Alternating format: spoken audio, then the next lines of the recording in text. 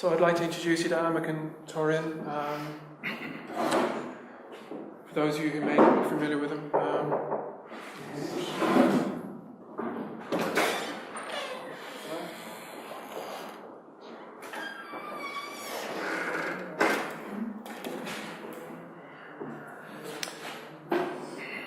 So Amikam describes, well, we had a conversation at the start of today actually, because I was under the impression Amikam had been formally trained as a painter.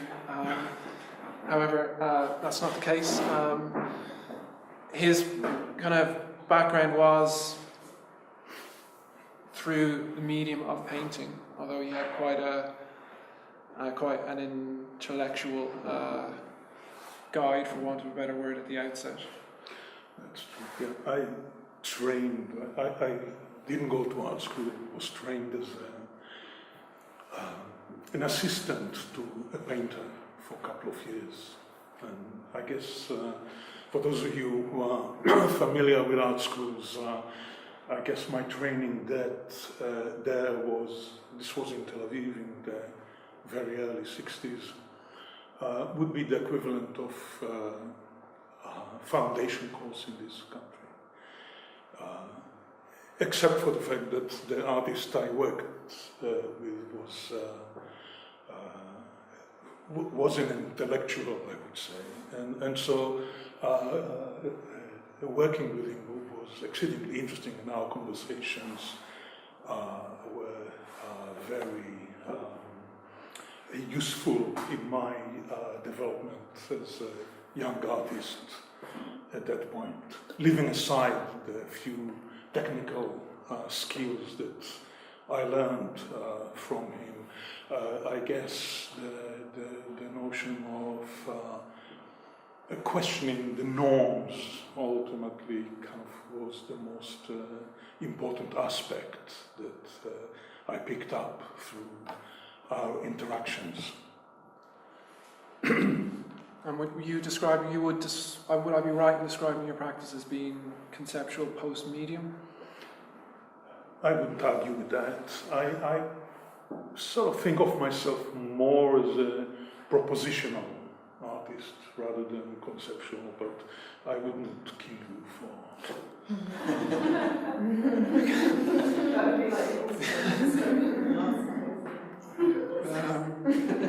Right, moving on. You're feeling safe? I was until now, but that's fine. But Amikam's practice is largely, if not completely, concerned with issues surrounding visual representation. And you are an external, or you were, or are an external examiner for the Slade painting, MA? Yeah. That's true, I still do that. And I recently found out that Amikam was the founding co-editor of Wallpaper magazine, which was had a very different incarnation at the time. It was quite a strict visual publication with very little academic texts. No academic text at all. Yeah. And it was actually the reason why it's called Wallpaper is because it was actually bound in... With wallpaper, leftovers of rolls of wallpaper. It was cheap. I do have a question about that. And also I should say that Amikam is a Chisenhale studio artist. I'm very grateful to him for taking part. But just on the wallpaper topic, I wasn't aware of the change in the nature of the publication when I first read that you were a founding editor of Wallpaper. It seemed very much at odds with your practice, and I wonder, given what Wallpaper is now, I mean, I have nothing to do with what Wallpaper is now. Absolutely.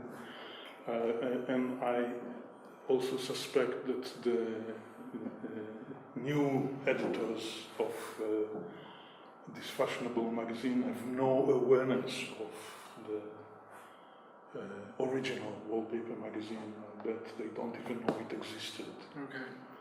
So, yeah. Because it seems to me that, and we'll talk about it in more depth when we start looking at some work, but it seems to me that your practice is completely at odds with with what wallpaper kind of depicts now in some respects. Well, you're talking about the current. Yeah, the current, not the original, the current. So when I met Amikam a couple of months ago, we decided rather than Amikam delivering a talk that we would talk about his practice in relation to three works, three or more. The first of which is, this is from a series. This particular work is entitled Simple Fraction 3. And it consists of two pieces forming a diptych, broken bottle reformed with araldite, through a reconstructive process echoing kintsugi, apologies if I've mispronounced that, which is a Japanese technique for repairing broken objects with gold leaf, thus increasing the market value of the object. We are confronted by an object reconstructed in which the lineage of the destructive process vetted out towards it is paired with a minimal print or line drawing that could be described as forensic in its construction, as is the case with the reconstructed bottle. Now previously, you described your methodology to me as quasi-archaeological.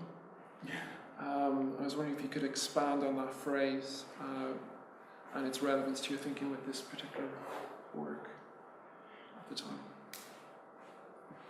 Yeah, well,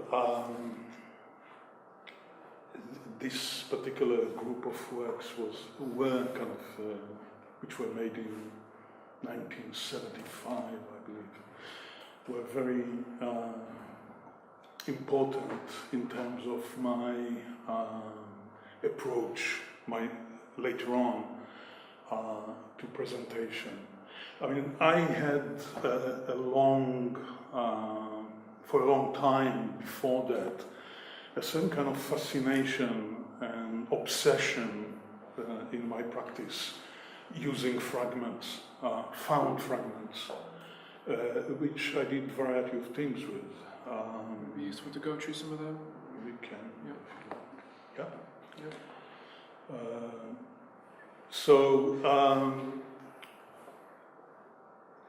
The thing that was kind of fascinating about fragments is that they are broken somehow by chance or deliberately by accident or by someone who does that deliberately. But the breakage itself is a very spontaneous kind of act, and sometimes violent, perhaps. However, the fragments themselves are incredibly precise. You know, they are almost like a kind of a blueprint in themselves for kind of what came to be my reconstructed object.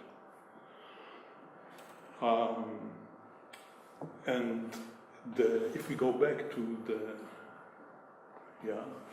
you can see the drawing that hangs next to the object is literally a projection of the object through the reconstructed lines. In other words, this is a map of this particular milk bottle. And even though it doesn't look anything like a milk bottle, it is a very accurate description of it. There is no kind of poetic license whatsoever. And, you know, having kind of seen a body of work like that at the time, kind of triggered this thought in my mind that actually, more than anything else, my interest kind of lies in representation as a subject, even though what I was dealing with was all the time with kind of destroyed objects and so on. Destruction was not my subject.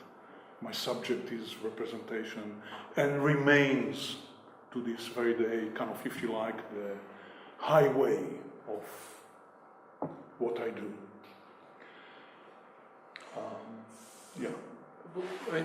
When I first met you, you were quite, as you just have been, quite adamant that destruction is not something that, and correct me if I'm wrong, forms much of your thinking in relation to your work, because it's not the subject of the work. The subject of the work is representation, but regardless, destruction, and I think it will become apparent when we start looking at more images, is very much part of your methodology.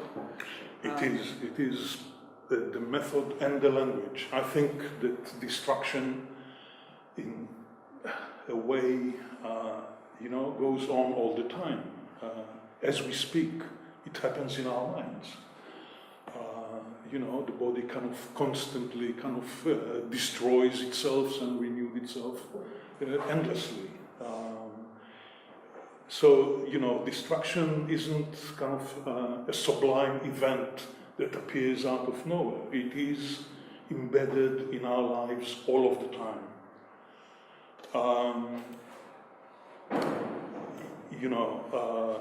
And therefore is, in a sense, at least for me, part of the language and the method.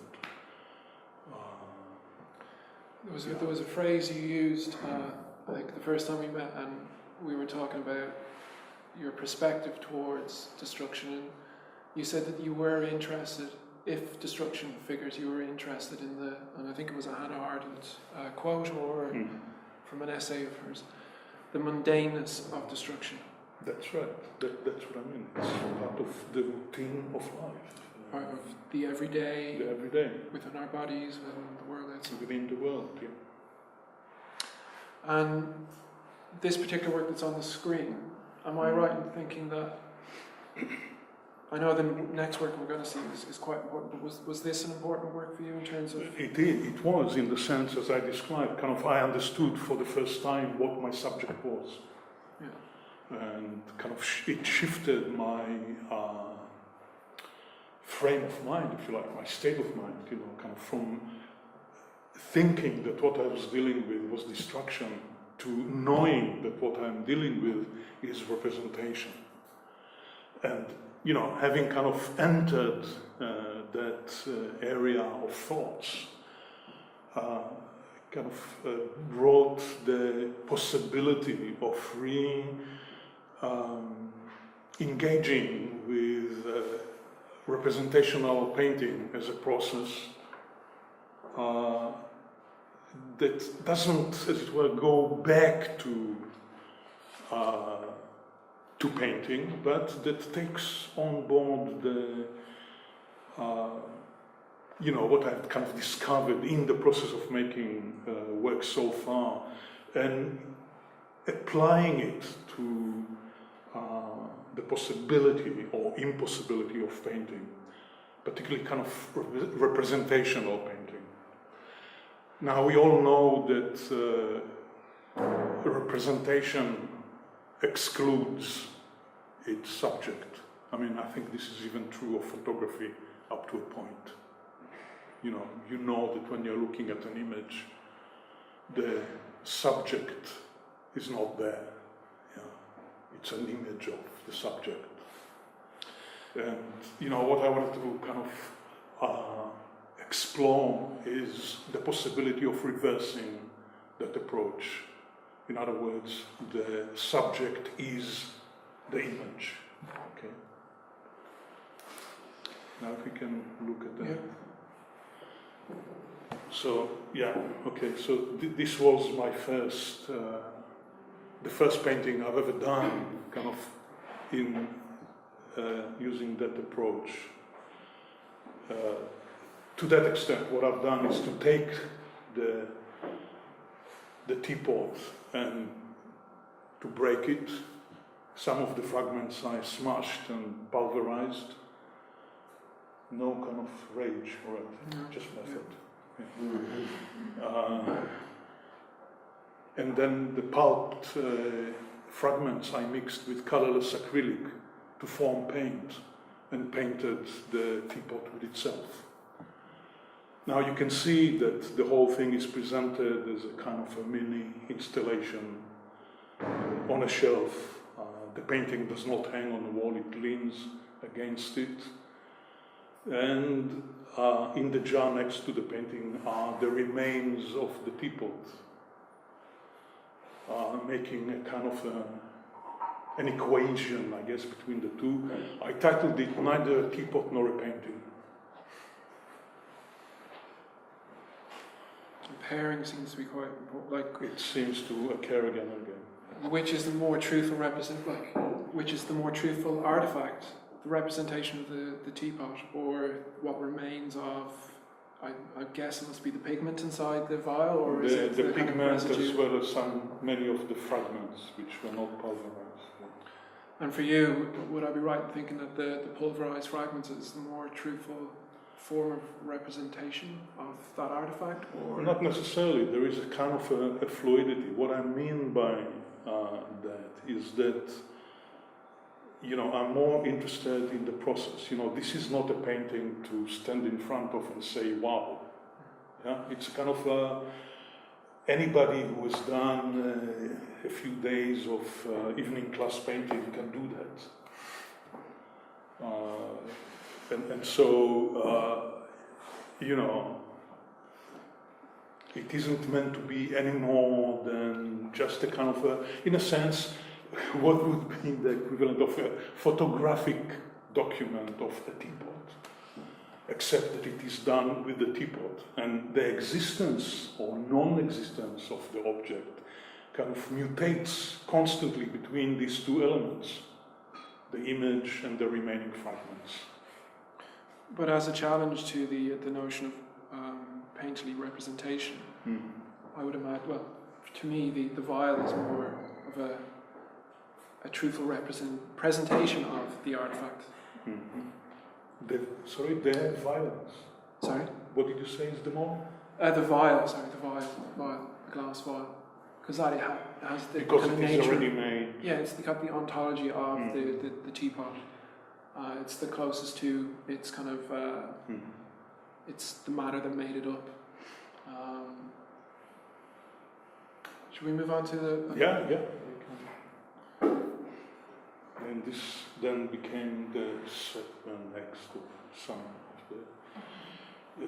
this is neither a chair nor a painting, where the chair was filed down and the same kind of recipe, if you like. And the files were mixed with colorless acrylic to form paint. And then I painted the chair again and again and again. As I continued to file it down, I produced more and more images of the chair. The three paintings there from the right-hand side with the black, in a sense, kind of represents my own critique of some of the earlier paintings that came out of this process, which I then burnt and took the ashes and mixed it again with colorless acrylic to make sure that everything that came out of the chair returned to its image. Again, I hung the painting kind of low as possible towards the floor, and the remains of the chair is facing its own representation, if you like. And in this particular case, the need or the desire to keep the structure of the chair intact meant that I had to leave a lot of body, as it were, around the joints. And without planning it, it sort of came out looking like a skeleton, kind of, if you like, an image of possible death. So, yeah. Well, with that in mind, it's quite interesting that the only part of the chair that retains its kind of original kind of surface area and aesthetic, it echoes the three paintings you've done on the right, which were made from the remains of the deceased painting or destroyed painting. I kept one kind of leg, I guess, or one pole of the chair untouched in order to provide the structure with a kind of an anchor so that it can safely stand, as it were. And I imagine that, I didn't experience this work in the flesh, but from the image as I would approach, my reading of it would be that, the chair, the black chair or chair leg, had been burnt into almost like charcoal state, and then that had been used to make the paintings on the right. But it's actually not the case at all. Was that like a strategy that you were exploring? Playing with the viewer as they approach the work? As I kind of indicated earlier, this work is propositional, and therefore, whenever I exhibit works of this kind, I always, in the same way that other painters would put on their label oil on canvas or acrylic on canvas, my label has to be slightly more detailed than that. And so, it always comes with a statement of fact about the way the work was made. So there is no kind of, in other words, if the viewer cares to pick up the information sheet, as it were, they can tell what is going on. I remember that when I did show this work for the first time, one of the viewers approached me and kind of rather bravely, and defiantly said to me, these paintings are boring. And I said, yeah, I know. They are rather boring. But then I kind of explained to him, how they were made and what is the relationship between the paintings and the object that stands in front of them. And he then said, wow, that's incredible. What I mean to say is that whether it is or it isn't incredible, it is important to know, what the process is in order to have, an opinion about what you're looking at. So I think that what you've just said, it relates to Sarah's work as well, and also to some of the stuff I've done. That as you said, called the proposition for the work is vital for a fuller understanding of the work itself. And I imagine that in your case, that the fact that I keep going back to the explosions because it's in my head at the moment, but they weren't real munitions that were being detonated. They were munitions that essentially were being sold to the police force or the military and even the film industry as simulations of explosions. So in the case of the military and the police, it's a simulation so that they can be trained to kind of get familiar with what it's like to be in a close proximity to something like that. But then also in the film industry, it's their explosions that are used to kind of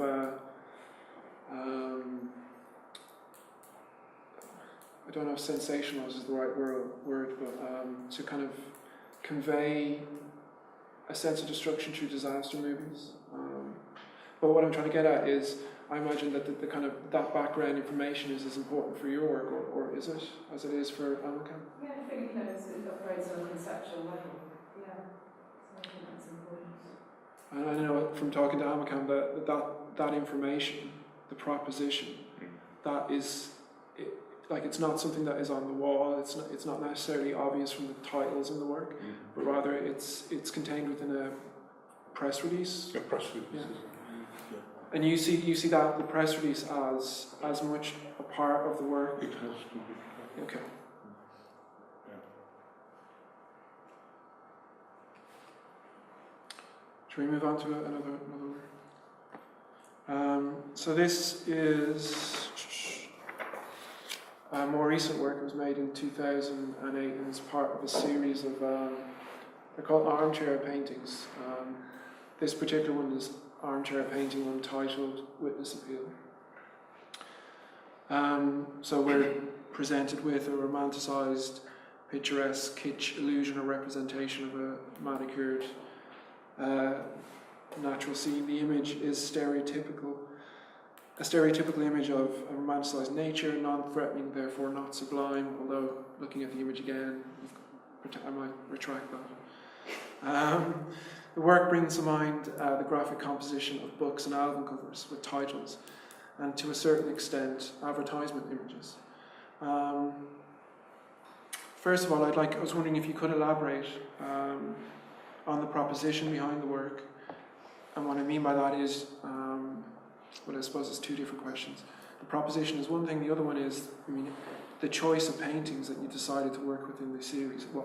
That's the first question I'd like to ask, is how you choose these works to work with.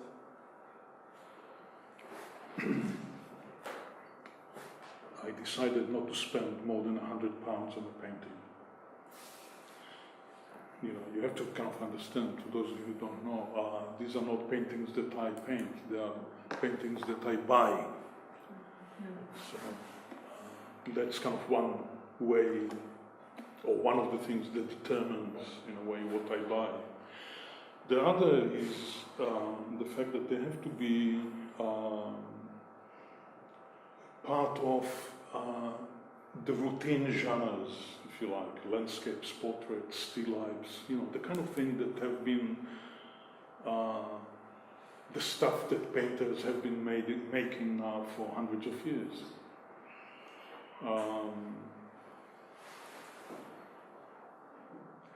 The use and the fact that they are kind of representational paintings also kind of is rather important, because you can see in this painting there is a depiction of depth in the landscape, and perspectival depth. But in the way you've actually worked with the painting, there is another form of depth that you've created. That's right. So by cutting into... Yeah, the text is cut out and exposes the wall behind. And so there is a kind of a real depth between the surface of the painting and the wall, which stands as a sort of a contradiction, or some kind of a dialogue with the described depth in the painting. And there is some kind of unease between the two. Looking at those images in reproductions like that does not convey that feeling, rather, But when you stand in front of them, it's quite pronounced that unease and uncertainty about what is that space that appears like text. And very often people, until they put a finger into the painting, can't see that it is a cut-out space. But the visual result of that, that ruptures the painterly space of representation. And it also... it destroys a good painting. But is that one of the qualities? They have to be good paintings for you to... Well... But again, the reason why I'm interested in this is because, what you've done to the painting, it ruptures the visual representation of the natural world in this instance, but also brings to mind, for me, it's almost like you're trying to rupture the kind of proliferation of visual imagery that makes up the spectacle that surrounds us all by cutting into it and actually using a word that I'm sure everybody in the room is, or a phrase rather, that everybody in the room is familiar seeing on these kind of police posters calling for a witness to a kind of a violent act or some kind of accident. Yeah, the it's top, sort of, it gives a chance to this kind of smug paintings, a certain kind of you know, it kind of brings them into the contemporary kind of world, or the contemporary world of art, if you like, where they can function despite the kind of smug imagery. Yeah, there's a certain kind of unease that penetrates the surface. I also find that the title really interesting. The title is Armchair Painting Untitled Witness Appearing, but the reason why I find it so interesting is because it suggests to me the idea of being a couch potato, or kind of being a passive or a lazy, passive receptor or a lazy engager in the spectacle, visual spectacle. And again, that goes back to, I think there's a real strong connection in that respect to your work and Sarah's work. Armchair paintings, yeah, this is kind of a reference to Matisse's famous utterance or comment on what he finds desirable in painting. And one of the things he says is that he expects a good painting to be like a comfortable armchair, you know, where you can sit and relax and kind of at the end of the day have this sort of pleasurable experience, you know. So, you know, my paintings are certainly petit bourgeois paintings. They can fit into every house, you know, you don't need a very large space to accommodate them. And so it references, you know, that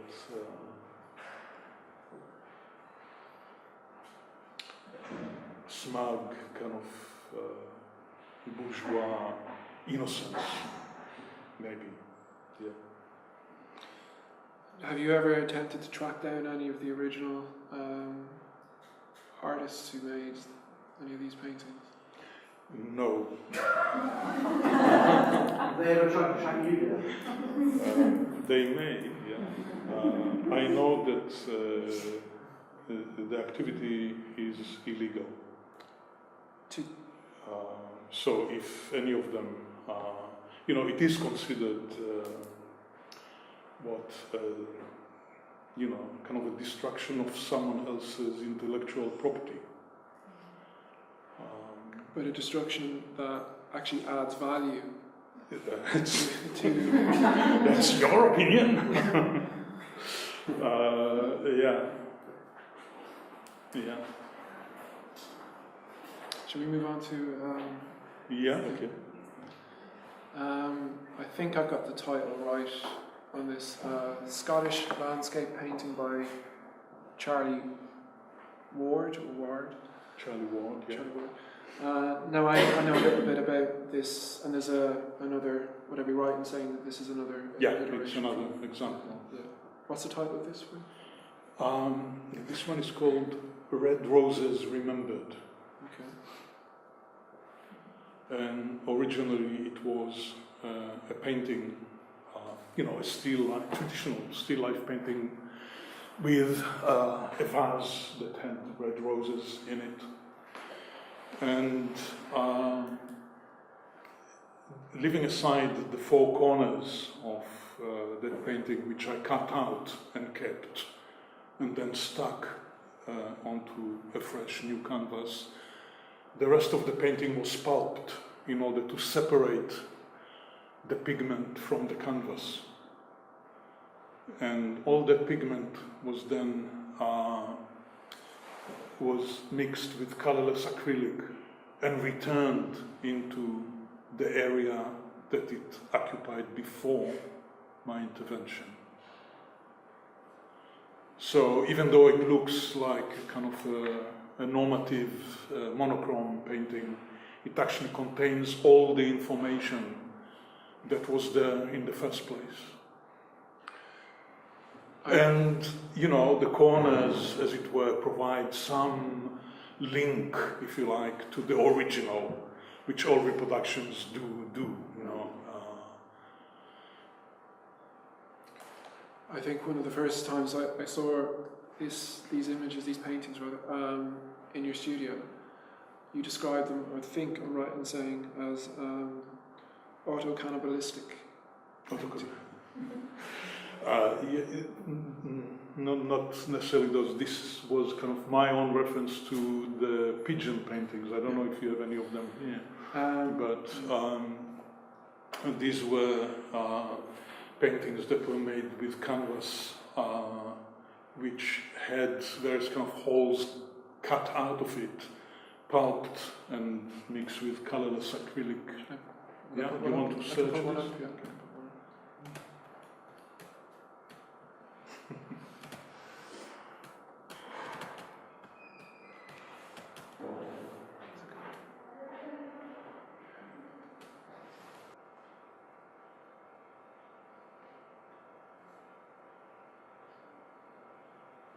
Here we are.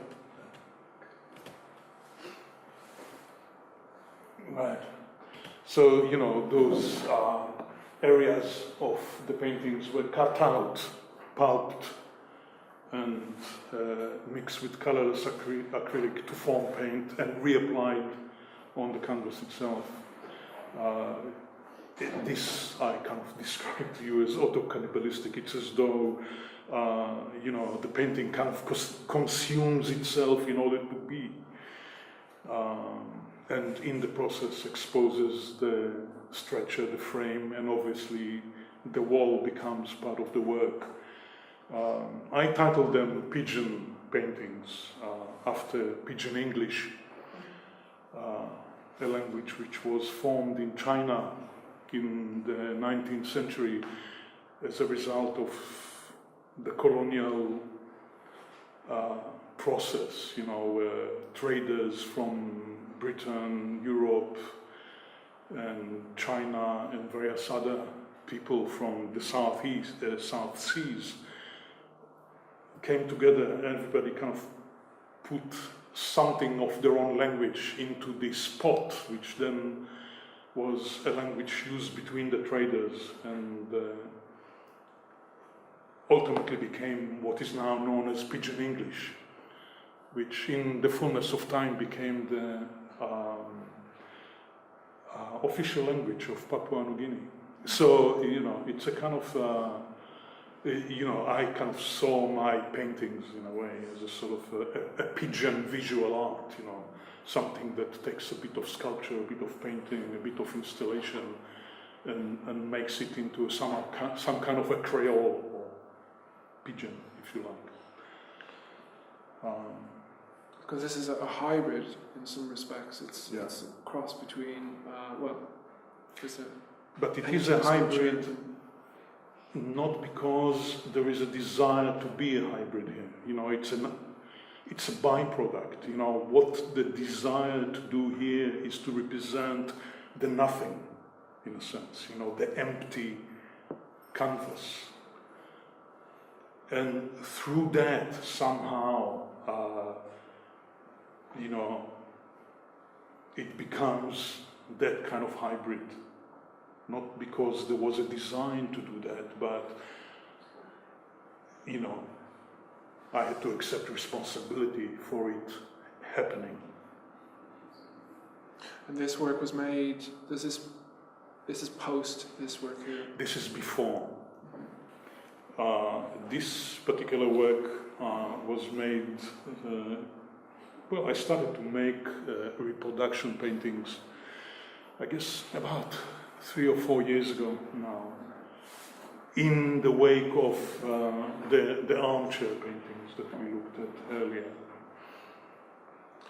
So the armchair paintings, they fed the reproduction paintings? That's correct.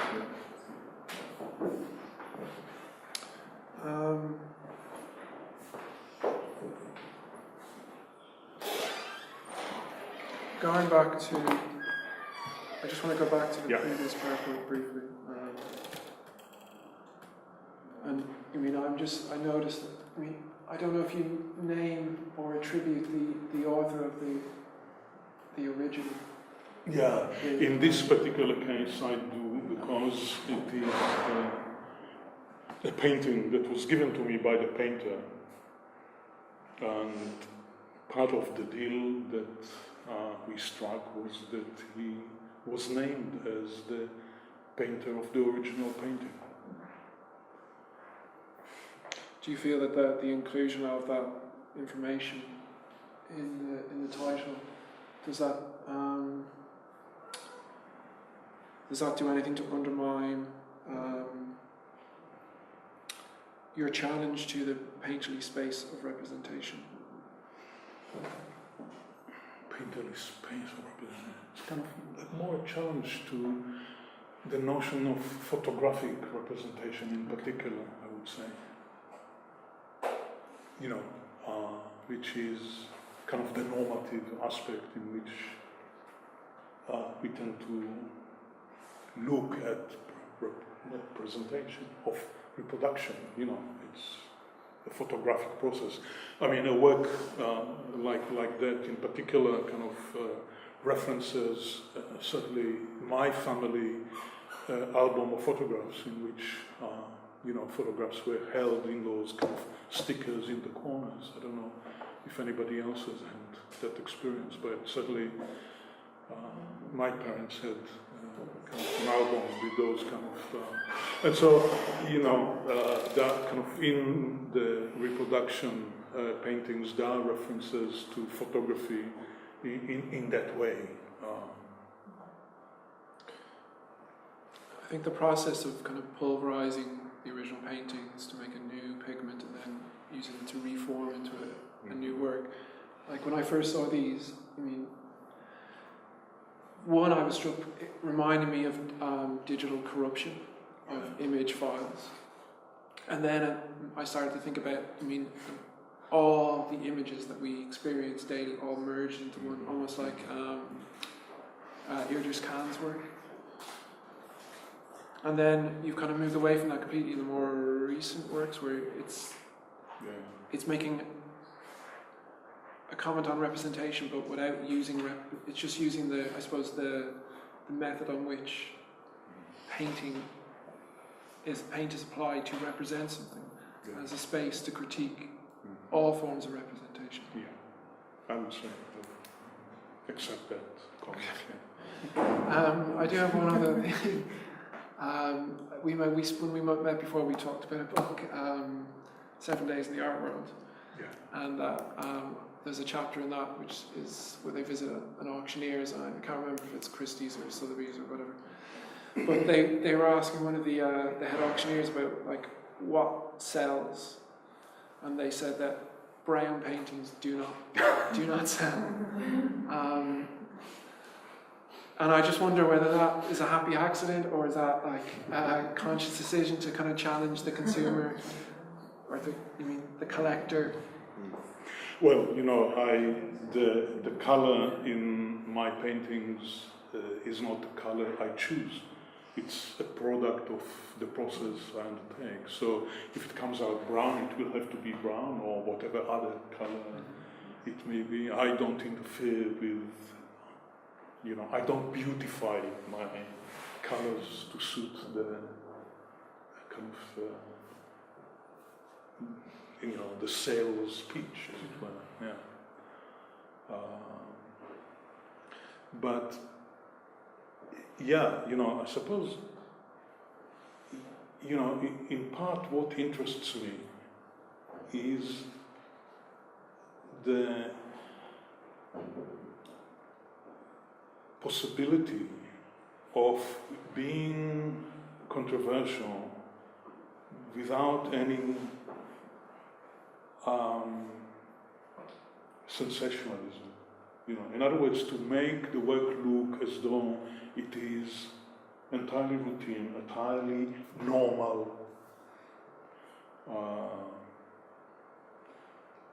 and its kind of controversy in some sense really depends on your awareness to what is being proposed. Not the, you know, it isn't there immediately in the aesthetic experience.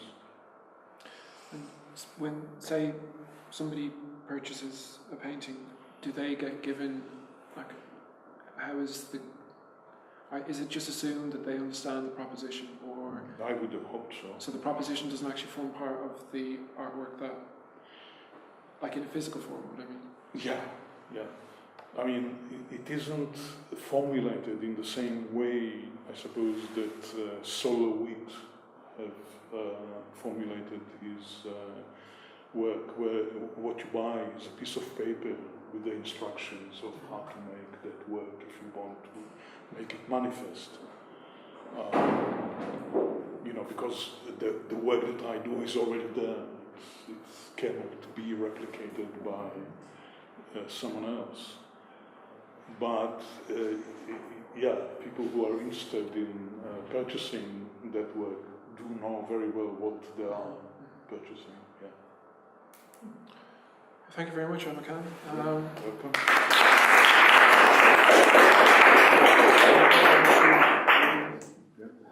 Is there any questions for Amikam?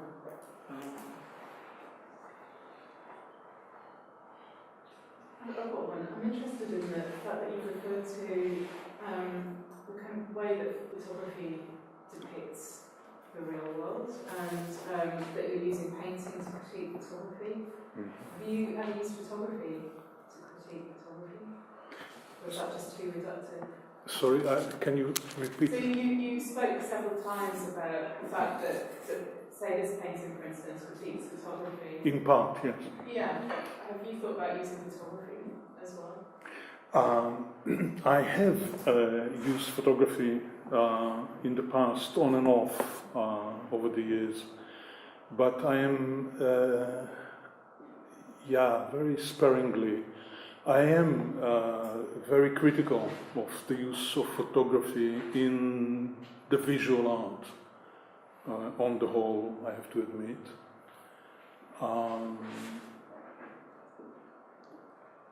I can explain, if you like, why that is. And it is to do with the fact that photography coming in the wake of painting kind of adopts all the values that were developed by painters over the centuries. And it's as if photography had never had a chance, well, with a few exceptions, to self-reflect or to kind of invent itself in a way that painting has done. It just doesn't have. What I'm trying kind of to say, I suppose, is that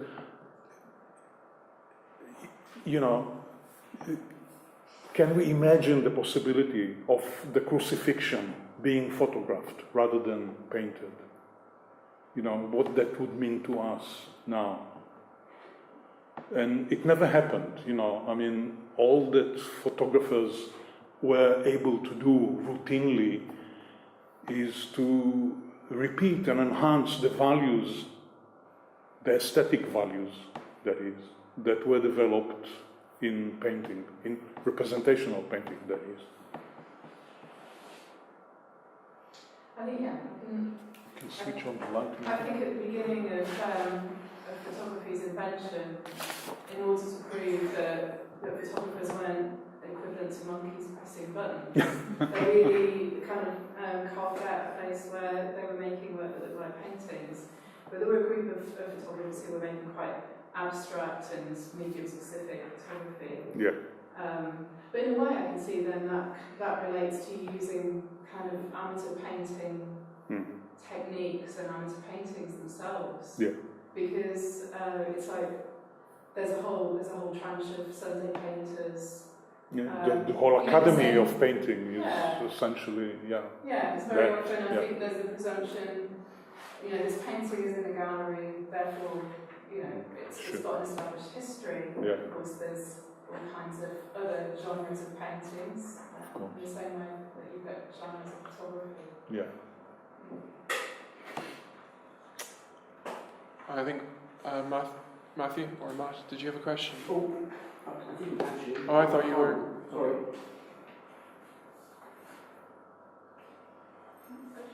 as you mentioned, you have a desire to represent nothing.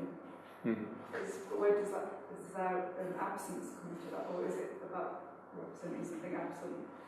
Or is it nothing? I just wondered what the difference. Yeah.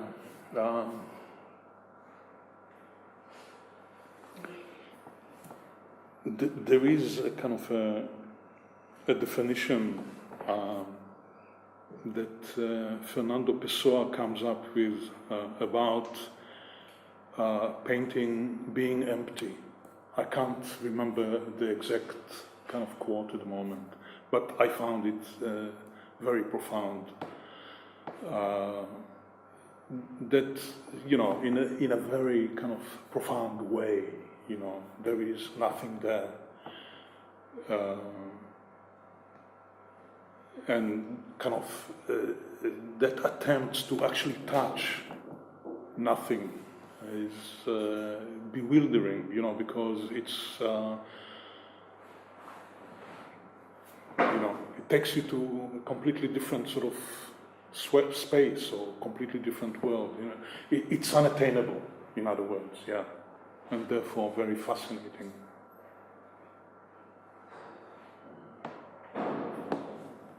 Yeah. I'm curious why you chose that chair or that teapot or that milk bar. They were in my environment. They belong to you. They happened to be there, yeah. Yeah. You didn't have any kind of strong personal association or attachments to them? Not in the Michael Landy sort of thing, no.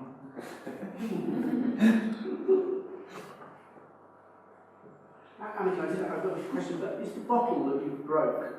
I didn't break the Was bottle. broken. Don't accuse me, I'm not a vandal. Okay, sorry. Somebody else broke it, I collected But you the did fragment. break the I broke the teapot. Sorry, I confess. Is the bottle, when you remade it, as it were, Yeah, and yeah. I don't really mean that, is it a representation of the bottle, or is it the bottle? You're asking about the object itself now? Yeah. Yeah. Well, it's a good question. So, I mean, are you happy with it being a question?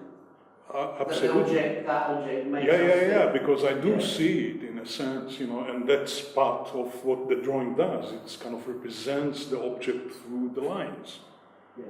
And yeah, you can say that, you know, the bottle is a drawing. Yeah, I'm quite happy with. Because it certainly seems to slip away from being a bottle. Yeah. You know, you can see it as a drawing in 3 dimensions.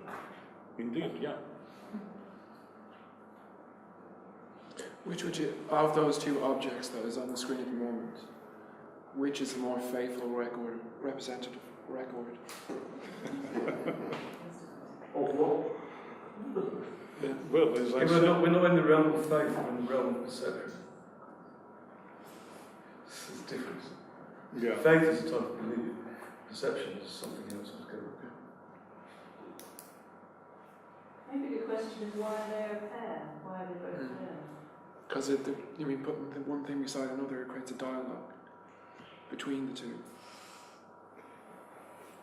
Well, I guess they're there as a sort of a way of, you know, what the drawing, what the projection does is to describe the object accurately. That's all it does, you know, it's just not...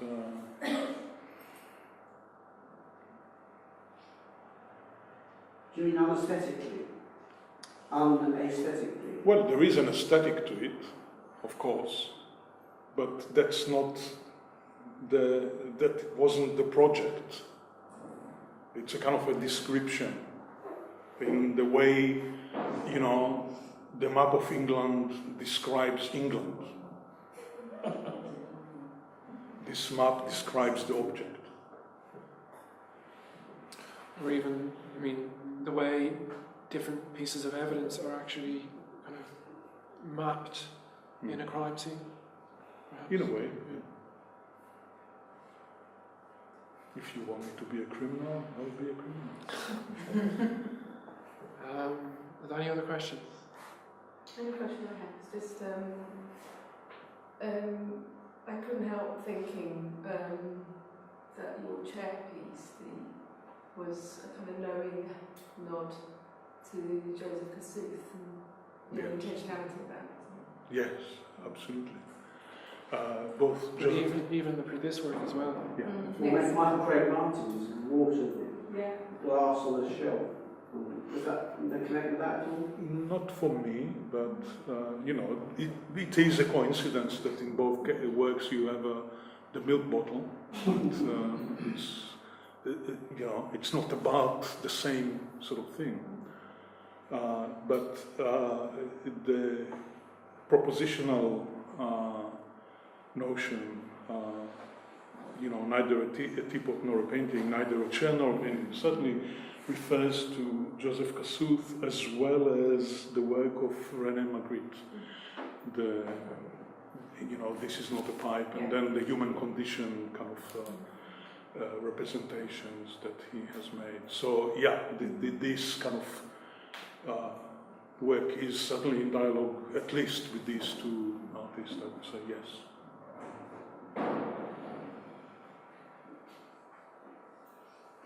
If there's no more questions, we'll call it a day. But thank you all very much